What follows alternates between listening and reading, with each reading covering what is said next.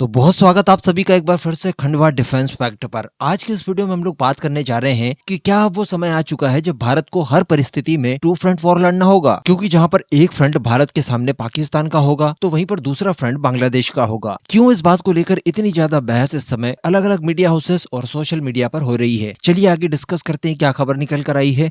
आप बस इसी तरह की वीडियोस के लिए चैनल को सब्सक्राइब जरूर कर दीजिएगा। देखिए, अगर बात की जाए भारत के सामने टू फ्रंट वॉर की, तो हम लोग हमेशा एक्सपेक्ट करते थे कि जिस दिन चाइना के साथ हमारा युद्ध होगा हमें पाकिस्तान के साथ भी युद्ध लड़ना होगा, क्योंकि पाकिस्तान भारत के बीच जब भी युद्ध होगा तो चाइना डायरेक्टली युद्ध लड़ने नहीं आएगा, वो बैकडोर से वेपन्स वगैरह देकर पाकिस्तान की मदद करेगा। लेकिन पाकिस्तान चूंकि ऐसा नहीं कर सकता, इस वजह से उसे डायरेक्टली युद्ध लड़ने भारत के सामने आना ही होगा। टू फ्रंट वॉर जैसी सिचुएशन हमारे सामने बन जाएगी। लेकिन अब बताया ये जा रहा है कि पाकिस्तान और बांग्लादेश के बीच में एक डिफेंस पैक्ट साइन हो सकता है, जिसके रूल्स कुछ ऐसे होंगे कि पाकिस्तान के ऊपर अटैक यानी बांग्लादेश के ऊपर माना जाएगा, और अगर बांग्लादेश के ऊपर हुआ तो वो पाकिस्तान पर माना जाएगा। यानी हर हाल में अगर किसी एक पड़ोसी जो कि हमसे ही निकला है उसके साथ युद्ध होता है तो दोनों के साथ युद्ध करना पड़ेगा। आपने रेफरेंस के लिए आर्टिकल्स अपनी स्क्रीन पर पढ़ ही लिए हैं। लगभग सभी मीडिया हाउसेस की तरफ से इस खबर को महत्व देते हुए प्रकाशित किया गया है। बताया जा रहा है कि इस समय इसको लेकर पूरा रोड मैप तैयार किया जा रहा है, और हम लंबे समय से देख पा रहे हैं कि पाकिस्तान की सेना हो, पाकिस्तान की ISI हो,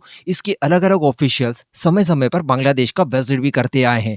इस समय की अगर बात की जाए तो बांग्लादेश अपने कुछ पुराने बंद हो चुके एयरबेसेस को वापस से रिडेवलप करने की तैयारी कर रहा है। यूरोप से यूरोफाइटर टाइफून खरीदने की बात करता है, टर्किश ड्रोन खरीद रखे हैं, और भी कई तरह के वेपन्स ये खरीदना चाहते हैं। पर आगे ये भी बताया जा रहा है कि इस बातचीत को लेकर जो अंतिम ड्राफ्ट है वो बांग्लादेश के इलेक्शंस के बाद संभवतः पूरा हो जाएगा। तो ये तो रही खबर। अब इसके पीछे के मायने अगर हम लोग समझने की कोशिश करें तो देखिए, मोहम्मद यूनुस बहुत ही ज्यादा एंटी भारत है, और उसके इस कार्यकाल के समय में लगातार देखने के लिए मिल रहा है कि बांग्लादेश के साथ भारत के संबंध बिगड़ते जा रहे हैं। बांग्लादेश के अंदर रेडिकल ताकतें पहले की तुलना में और ज्यादा मजबूत हुई है। मोहम्मद यूनुस ने अपने कार्यकाल के दौरान उन सभी आतंकियों और अपराधियों को जेल से रिहा तक कर दिया जो कि भारत के खिलाफ पास्ट में आतंकी साजिशें रच चुके हैं, और जिनके ऊपर बड़ी बड़ी धाराओं में मुकदमा दायर करके उन्हें जेलों में डाला गया था। इवन अगर बात की जाए मोहम्मद यूनुस की बांग्लादेश में एस्टेब्लिश होने की, तो वो हुआ ही तब है जब एक pro Bharat Bangladeshi prime minister यानी शेख हसीना का तख्ता पलट कर दिया गया। यहाँ पर दरअसल इनकी मंशा ये भी हो सकती है आने वाले समय में कि पाकिस्तान अपना न्यूक्लियर अम्ब्रेला भी बांग्लादेश को दे दे, क्योंकि इन्हें अब समझ में आ चुका है कि जिस तरह की गतिविधियां ये लोग लगातार भारत के खिलाफ कर रहे हैं, आने वाले समय में भारत इन्हें पनिश कर सकता है। ये लोग लगातार सेवन सिस्टर्स की बात करते हैं कि उन्हें काट दिया जाएगा, चिकन नेक्स को काट दिया जाएगा, और भी कई तरह की उकसावे वाली गतिविधियां ये लोग लगातार करते आ रहे हैं। अब मैंने आपको एक वीडियो में बताया था कि संभवतः यहाँ पर मोहम्मद यूनुस ये चाहता हो कि भारत बांग्लादेश के बीच में कोई कॉन्फ्लिक्ट शुरू हो जाए। अगर ऐसा होता है